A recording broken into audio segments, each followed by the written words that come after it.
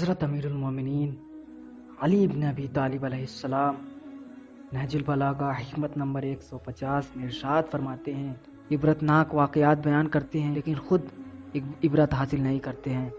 موعظہ میں مبالغہ سے کام لیتے ہیں لیکن خود نصیحت نہیں حاصل کرتے ہیں،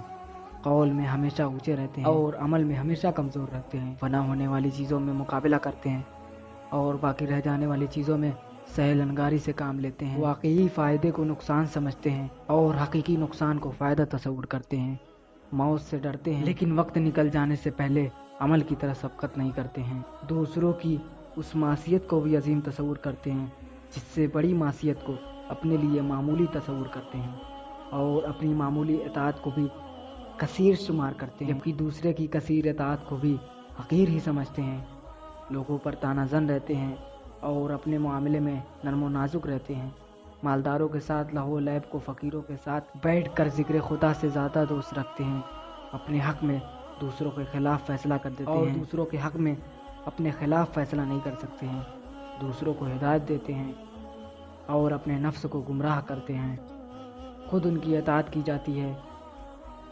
اور یہ خود معصیت کرتے رہتے ہیں، اپنے حق کو پورا کر لیتے ہیں اور دوسروں کے حق کو ادا نہیں کرتے ہیں، پروردگار کو چھوڑ کر مخلوقات سے خوف کھاتے ہیں